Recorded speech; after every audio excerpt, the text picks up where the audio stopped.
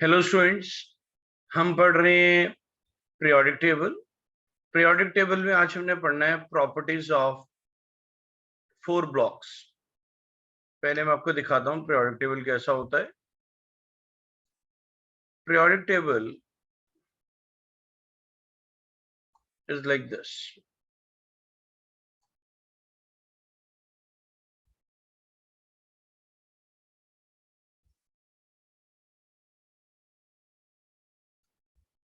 Periodic table लगभग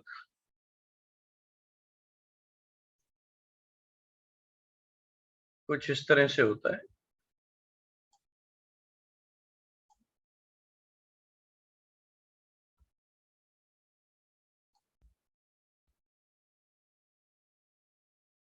जो आपका पीरियोडिक टेबल होता है उसमें लगभग ये कुछ इस तरह हम बनाएंगे और इसमें 4 ब्लॉक्स होते हैं। इस ब्लॉक को बोलते हैं एस ब्लॉक, इसको बोलते हैं पी ब्लॉक, इसको बोलते हैं डी ब्लॉक और इसको बोलते हैं एफ ब्लॉक। ये एस ब्लॉक है, ये पी ब्लॉक है, ये डी ब्लॉक है, ये एफ ब्लॉक है। जल्दी से इसको एक बार बनाइए। पहले आपको पता होना चाहिए कितने ब्लॉक्स होते हैं। चाहे रफ डायग्राम बनाइए पर बनाइए कि कितने ब्लॉक्स होते हैं। Periodic table has 4 blocks. बनाइए। अब हम कर रहे हैं प्रॉपर्टीज ऑफ एस ब्लॉक। ये एस ब्लॉक की क्या प्रॉपर्टीज होती हैं इसको अंडरस्टैंड करेंगे हम। जो एस ब्लॉक होता है, राइट डाउन एस ब्लॉक की हम प्रॉपर्टीज लिखेंगे। अब पहली प्रॉपर्टी एस ब्लॉक की, दे आर मेटल्स।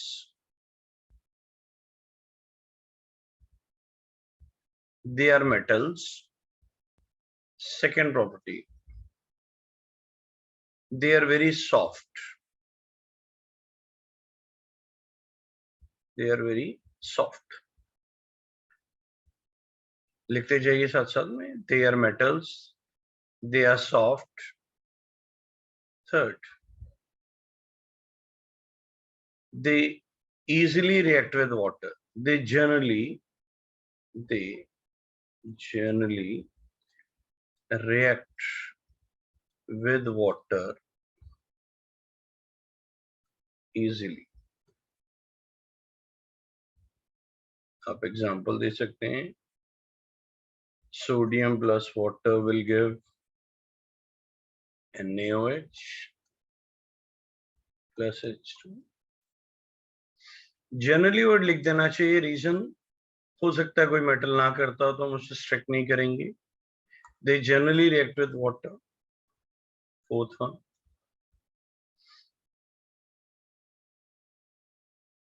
लिख लिया। Yes sir. अब देखिए मेटल्स हैं तो एक आधी प्रॉपर्टी हम मेटल की भी लिख सकते हैं। इसमें पहले लिखो they have low melting point. Low melting point.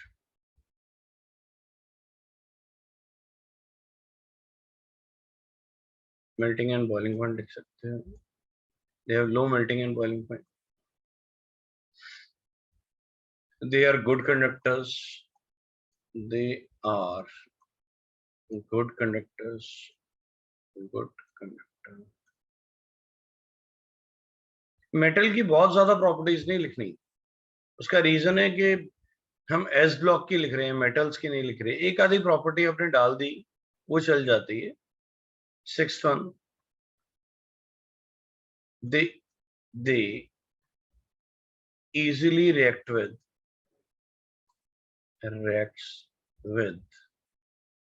Halogens. अब ये हैलोजेंस क्या होते हैं? हैलोजन होता है फ्लोरीन, क्लोरीन, ब्रोमीन, आयोडीन। इन्हें हैलोजेंस कहते हैं। they easily react with they easily react with halogens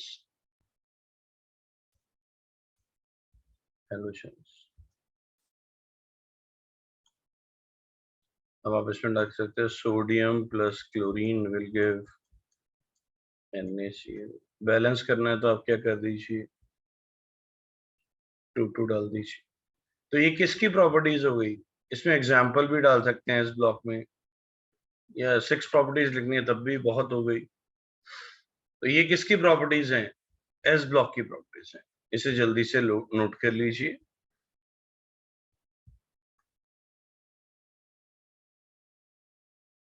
they are generally solid at room temperature.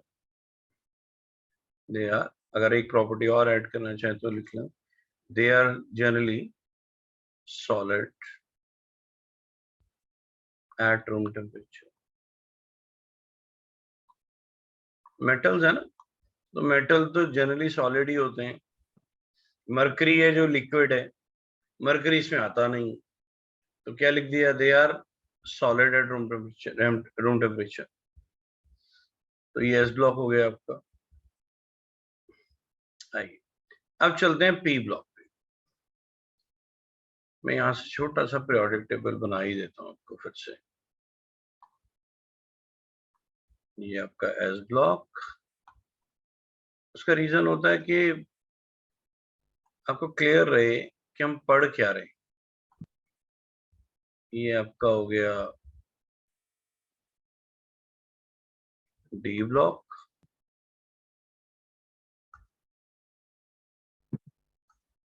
ये आपका हो गया पी ब्लॉक। और जो नीचे होगा, नीचे था आपका एफ ब्लॉक। अभी हमने जो पढ़ा वो एस ब्लॉक था। अब जो हम पढ़ने लगे हैं वो हम पढ़ने लगे हैं पी ब्लॉक। फिर डी पढ़ेंगे और फिर एफ पढ़ेंगे। अब हम पी ब्लॉक की प्रॉपर्टीज पढ़ने लगे हैं। P block,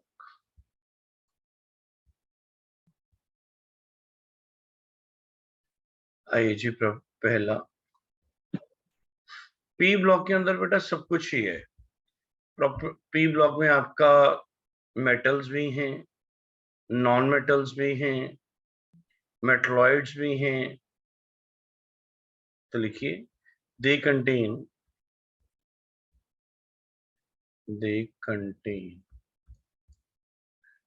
metal as well as non-metal।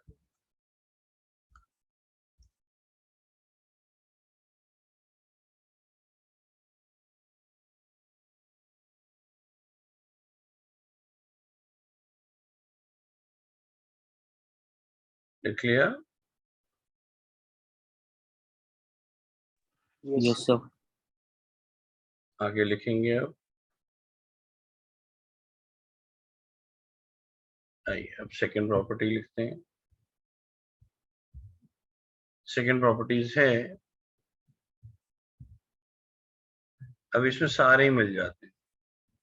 Metals भी मेटल हो गए, नॉन मेटल्स हो गए। अब इसमें ये जो होते हैं, ये सॉलिड भी हो सकते हैं, लिक्विड भी हो सकते हैं, गैस भी हो सकते हैं। They can exist, they can exist, या they are, they can be लिख लेते हैं। They can be solid, can be solid। Solid में कौन कौन आ जाएंगे आप बताइए? पी ब्लॉक में कोई सॉलिड बताइए? एल्यूमिनियम सॉलिड होता है, फिर सिलिकॉन सॉलिड होता है, गैलियम सॉलिड होता है। दे can be solid, they can B liquid, bromine liquid होता है Br2। They can B gas, gas कौन कौन से हो सकते हैं? गैस में आप लिख सकते हैं ऑक्सीजन, नाइट्रोजन, ये क्या हो गए? They can be solid, liquid और gas. They can be solid, liquid और गैस। लिख लिया? Yes, sir. आगे लिखते हैं।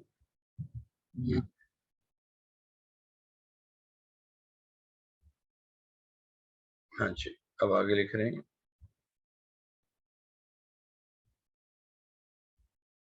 As we move left to right,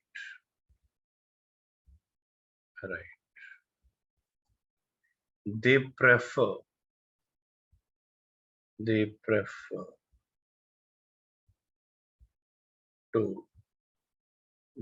to accept electrons while making compounds. Making compounds. अब जैसे एग्जाम्पल के तौर पे हमने NaCl बनाया, तो Na पॉजिटिव Cl नेगेटिव होता है। Na क्या करना चाहता है? इलेक्ट्रॉन लेना Na इलेक्ट्रॉन देता है, Cl इलेक्ट्रॉन लेता है। Na क्या कर रहा है? Na इलेक्ट्रॉन क्या कर रहा है? Na इलेक्ट्रॉन दे रहा है। क्लोरीन इलेक्ट्रॉन दे रहा है। तो अब इसमें क्या हो गया? हम यही बता रहे हैं कि जो पी ब्लॉक वाले हैं वो इलेक्ट्रॉन लेना पसंद करते हैं एज कंपेरिजन टू देना, तो लिखिए जल्दी लिख लीजिए। हाँ जी, लिख लिया? यस। आइए आगे लिखते हैं।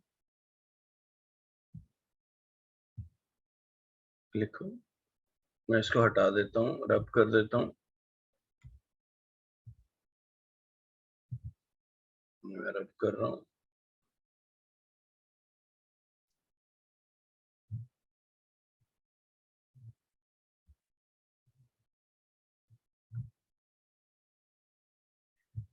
आइए अब इसका 4th पॉइंट लिखते हैं। आप बताइए कोई पॉइंट्स, आपने भी पढ़ा हुआ है, थोड़ा बहुत आप बताइए कोई।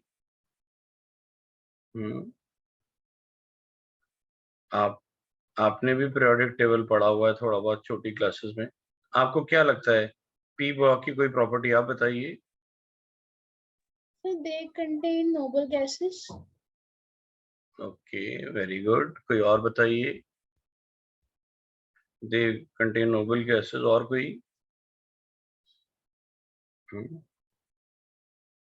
बोलो। जो इलेक्ट्रॉन लेते हैं उन्हें बोला जाता है ऑक्सीडाइजिंग करेक्टर। क्या बोला जाता है? दे आर ऑक्सीडाइजिंग एजेंट भी लिख सकते हो। They are generally oxidizing agent. They are generally what? Oxidizing agent. जो क्या करते हैं? जो इलेक्ट्रॉन लेते हैं उन्हें क्या बोला जाता है? बोलो। Oxidizing agent. ऑक्सीडाइजिंग एजेंट, उन्हें बोला जाता है oxidising agent.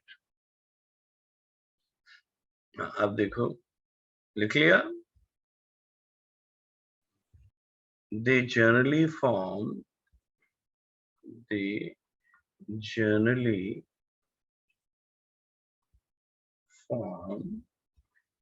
ionic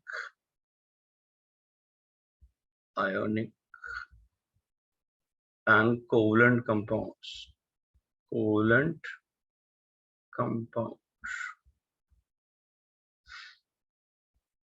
compounds.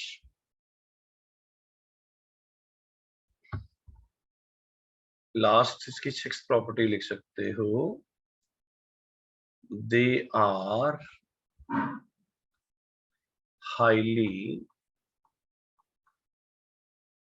electronegative.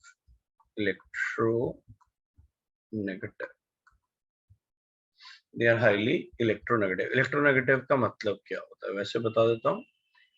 ए और बी में बॉन्ड बना, ए और बी में बॉन्ड बना, ये बॉन्ड ए ने अपनी तरफ खींच लिया। जो बॉन्ड अपनी तरफ खींच लेगा उसको इलेक्ट्रोनेगेटिव कहा जाएगा, इलेक्ट्रोनेगेटिव। उसे क्या बोला जाएगा? इलेक्ट्रोनेगेटिव। ए और बी में बॉन्ड बना तो बॉन्ड किसकी तरफ देखिए ज्यादा चले गया, चेक करिए, बोलिए किसकी तरफ गया? बी की तरफ। डी। तो बी ज्यादा इलेक्ट्रोनेगेटिव। आर्य जी आपको समझ आ रहा है? ए और बी में बॉन्ड बना है, बॉन्ड किसकी तरफ चले गया? बी की तरफ। बी की तरफ। तो उसे क्या बोलेंगे? इलेक्ट्रोनेगेटिव। तो ये 6 प्रॉपर्टीज हो गई किसकी? पी ब्लॉक की। तो ये डी ब्लॉक होता है ना, इसको बोला जाता है ट्रांजिशन एलिमेंट या ट्रांजिशन मेटल्स। ट्रांजिशन एलिमेंट्स या ट्रांजिशन मेटल्स भी कहा जाता है। तो हमें एक चीज तो क्लियर हो गई कि ये मेटल्स हैं। तो मेटल है तो हम 2-3 प्रॉपर्टी तो मेटल की लिख ही डालेंगे, पर पहली नहीं होनी चाहिए यार। पहली प्रॉपर्टी अगर हम मेटल की लिखते हैं, they are malleable, they are ductile, they are good conductor, फिर टीचर को लगता है ये मेटल की प्रॉपर्टीज आ गई। तो पहले कुछ प्रॉपर्टीज डी ब्लॉक की आनी चाहिए, जैसे दे जनरली भी क्यों लिखते, they form coloured compounds. Sir, can you please repeat? They form colored compounds। जो डी ब्लॉक के कंपाउंड्स होते हैं वो जनरली कलर्ड होते हैं। कॉपर के आपने देखा होगा ब्लू कलर के होते हैं। अच्छा, लाइक कॉपर सल्फेट का क्या कलर होता है? ब्लू। आप लिख सकते हो ब्लू। कंपाउंड्स ऑफ Fe क्या होते हैं generally? Compounds of Fe generally क्या होते हैं? ग्रीन होते हैं। तो ये दे फॉर्म कलर्ड कंपाउंड्स। दूसरा, they act as a catalyst। they act as a catalyst। what are the catalyst? बताइए कैटलिस्ट क्या होते हैं?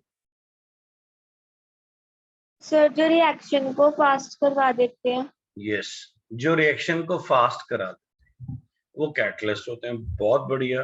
कौन सा बच्चा था ये जिसने आंसर दिया? नाम तो बता दो, अच्छे बच्चे का नाम तो बता दो। Very good. N2 plus 3H2 will give 2NH3। अब इसमें प्लैटिनम डाल दिया। कैटलिस्ट वो कंपाउंड होता है जो रिएक्शन को फास्ट कर देता है, जनरली फास्ट करता है। ठीक है, कुछ और भी ये होते हैं जो फास्ट करते हैं, वो होते हैं पॉजिटिव कैटलिस्ट, और जो रिएक्शन को स्लो कर देते हैं वो नेगेटिव कैटलिस्ट। क्या कभी कोई नेगेटिव कैटलिस्ट की जरूरत होती है हमें रिएक्शन को स्लो करने की? बोलिए। यस, हमें स्लो करने वाले भी कैटलिस्ट चाहिए होते हैं कभी कभी। जैसे किसी का ब्लड प्रेशर बढ़ गया, कम करने की जरूरत है कि नहीं है? किसी की शुगर बढ़ गई, किसी का हार्ट बीट तेज हो गई। जैसे फॉर एग्जांपल तुम घर पे टॉयलेट के अंदर वो लगाते हो ऑर्डलिन, वो लगाते हो स्मेल ना आए। वहां पे अगर तुम डिओड्रेंट से स्प्रे करते हो तो 1 ही मिनट में सारा स्प्रे खत्म हो जाता है। आधे घंटे पे जाओगे कोई खुशबू ही नहीं होगी। पर जो ऑर्डलिन होता है वो कई दिनों तक लगा रहता है। तो कई बार रिएक्शन तेज करने का फायदा होता है, बट कई बार रिएक्शन स्लो करने का भी फायदा होता है। तो जो रिएक्शन स्लो करते हैं उन्हें नेगेटिव कैटलिस्ट कहते हैं, और जो रिएक्शन फास्ट करते हैं उन्हें पॉजिटिव कैटलिस्ट कहते हैं। ये मैं नॉलेज के लिए बता रहा हूं, ये आपको कॉम्पिटिटिव चीजों में काम आता है। थर्ड, और बताओ, ये हो गया coloured compound. They form alloys, they form alloys. What are alloys? बताइए अलॉयज क्या होते हैं? आर्य जी आप बताइए, अलॉय क्या होते हैं? Mix between metals and non-metals. अब ना बिल्कुल आप बिल्कुल ठीक बोल रहे हैं, हाँ जी। The mixture of metals and non metals. अब ये 10th तक डेफिनेशन बिल्कुल करेक्ट है। 11th में सारे याद रखना, अलॉयज की डेफिनेशन थोड़ी सी बदल जाएगी 11th में जाके। अब हो जाएगा they form mixture, they form homogeneous mixtures of metals. सिर्फ मेटल आएगा, अब नॉन मेटल नहीं आएगा। 10th तक नॉन मेटल भी आता है, आप बिल्कुल करेक्ट हैं। 10th में अलॉय की डेफिनेशन ही यही है, they are homogeneous mixtures of metal and non metal. 11th में क्या हो जाएगा? They form homogeneous mixtures of metal, तो उन्हें अलॉयज बोलेंगे। नॉन मेटल वाले हैं वो कुछ और बन जाएंगे, वो उनका नाम बदल दिया अब 11th में आके, उन्हें इंटरस्टिशियल कंपाउंड कहेंगे। क्या बोलेंगे? लिखने की जरूरत नहीं है, वैसे सुन लो। क्या बोलेंगे? Interstitial compounds. अलॉय की अब डेफिनेशन क्या चलेगी? They are homogeneous mixtures of metals. Clear है बच्चे? अगला, दे फॉर्म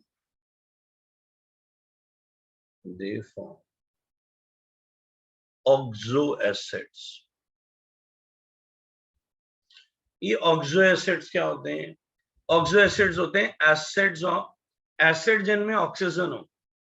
ब्रैकेट में लिख लो चाहे।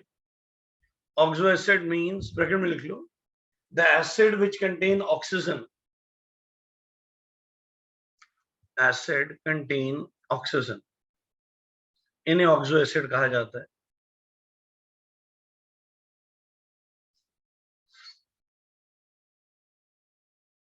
लिख लिया? Yes sir. They have high, they are hard, they are hard,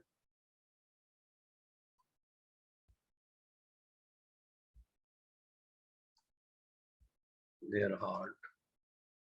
6th point आप लिख सकते हैं, पॉइंट्स तो जितने मर्जी लिखते जाओ। They have high melting and boiling point,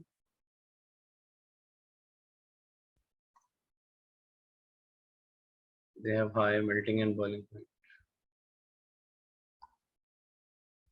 और भी लिखवा दूं? चलो इतनी इज्जत कर रहे हो तो और लिखवा देता हूं। अब देखो ना, डी ब्लॉक का नाम क्या था? Transition metal. Transition metal. एक आधी मेटल की प्रॉपर्टी भी लिख सकते हो।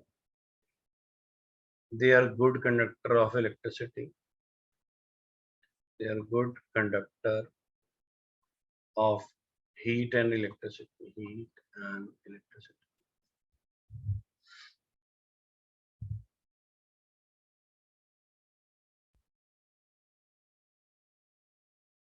बोलो, क्लियर है बच्चे? Yes sir. वैसे तो एक और चीज बताता हूँ, एस ब्लॉक की इनमें नीचे ना एग्जाम्पल भी लिख दो, थोड़ा और बढ़ जाता है। Example 8th example, F iron, chromium, copper, platinum.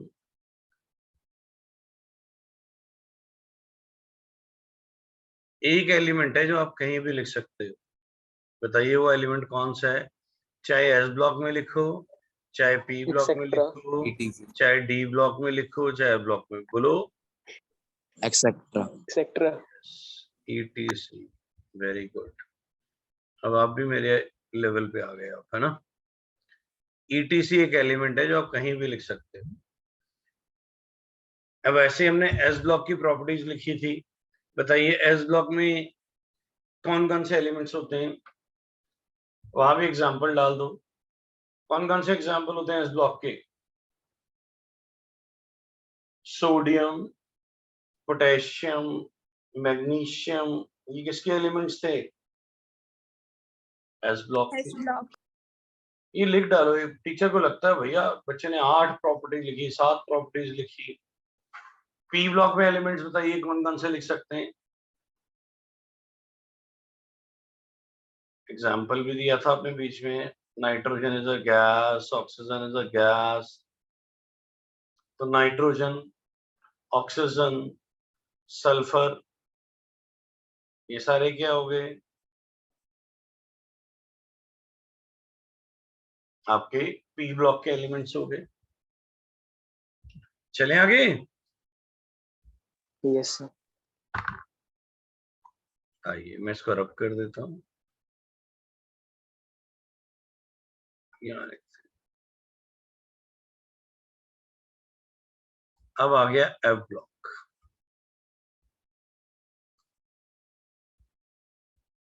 क्या ऐसा हो सकता है एक प्रॉपर्टी लिखो और सारी प्रॉपर्टीज लिखी जाए?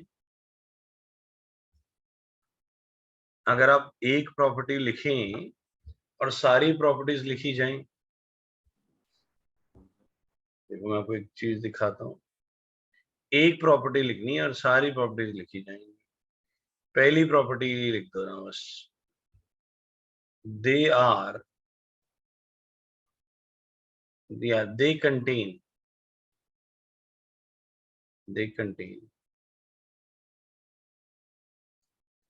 maximum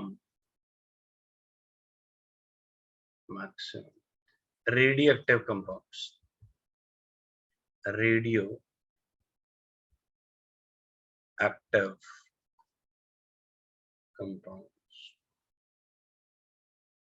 क्या होते हैं radioactive compounds? Radioactive compounds क्या होते हैं? जिनमें से रेडिएशंस निकलती। जिनमें से क्या निकलती हैं? रेडिएशंस। कैसी रेडिएशन? 3 तरह की रेडिएशन निकलती हैं, alpha, beta and gamma rays. ये बड़ी हार्मफुल होती हैं, alpha, beta and gamma rays. हाँ जी, कर लिया नोट सबने? Yes, excuse me sir. ये जो कार्बन 14 है, ये इसका जो हाफ लाइफ पीरियड है वो है 5770 ईयर्स। इसका मतलब होता है जब लिविंग बीइंग की डेथ हो जाती है, अब हमारी बॉडी है, हमारी डेथ हो गई। हाँ जी, नहीं मैं बता रहा था ये जो लिविंग बीइंग्स होते हैं इनकी हाफ लाइफ पीरियड होता है 5770 ईयर्स। अब इसका मतलब क्या है? जब कोई भी लिविंग बॉडी डेथ हो जाती है तो उसकी बोन के अंदर कार्बन 14 पाया जाता है। इसे कार्बन डेटिंग भी कहते हैं। ये हर 5700 ईयर्स के बाद आधा रह जाता है। आपने देखा होगा वो इजिप्ट में मम्मीज मिली, जो डेड बॉडीज मिलती हैं वो बताते हैं ये 3000 साल पुरानी है, ये 5000 साल पुरानी है, ये 10,000 साल पुरानी है। अब भैया उन्हें कैसे पता चलता है ये इतनी पुरानी? वो उसकी बोन लेते हैं, बोन में से कार्बन 14 की कंसंट्रेशन निकालते हैं। हम सबकी बॉडी में डेथ होने के बाद कार्बन 14 फिक्स होता है, मरने के बाद कम होना शुरू होता है। अब वो हमारी बॉडी में निकाल लेते हैं भैया कितनी, मान लो हर इंसान की बॉडी में X परसेंटेज है। कितनी परसेंटेज है? मान लो X परसेंटेज है, X परसेंटेज है। अब x/2 रह जाएगा कब? x/2 कब रह जाएगा? 5700 ईयर्स के बाद, 5770 ईयर्स के बाद। x/4 कब हो जाएगा? 5770 into 2 ईयर, डबल हो गया ना। x/8 के कब हो जाएगा वो? 5770 into 3 times। x/16 कब हो जाएगा? 5777 into 4 years into 4। इस तरह वो क्या निकाल लेते हैं। इसके लिए और भी एक्यूरेट फॉर्मूले अवेलेबल होते हैं, वो आपके थोड़ा सा आपके लेवल से ऊपर है, मैं तो बता दूंगा। तो उससे तो एग्जैक्टली ईयर्स भी निकल आते। तो हर रेडियोएक्टिव एलिमेंट की अलग अलग लाइफ होती है। जनरली हाफ लाइफ जो जनरली वो जल्दी कंज्यूम हो जाते हैं, बट इट डिपेंड्स, कुछ कम वाले भी हैं, कुछ ज्यादा वाले भी। बोलिए एफ ब्लॉक और डी ब्लॉक की प्रॉपर्टीज में क्या मेजर फर्क है? बोलिए। एस ब्लॉक और P block, sorry, D and F में एक ही मेजर फर्क है। क्या मेजर फर्क है? वो ये वाली प्रॉपर्टी है, they generally contain radioactive compound भी मत लिखो, एलिमेंट्स लिखो। क्या लिखो? एलिमेंट्स। ये एलिमेंट्स है ना कि कंपाउंड। हम तो एलिमेंट्स की बात कर रहे हैं ना, एलिमेंट्स।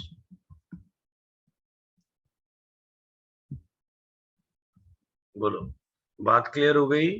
क्या आपको क्लियर हो गया सबको? Yes, sir. Yes, sir. Yes, sir.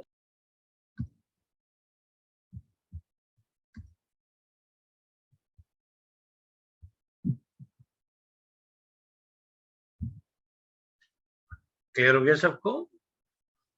चलो नोट कर लो।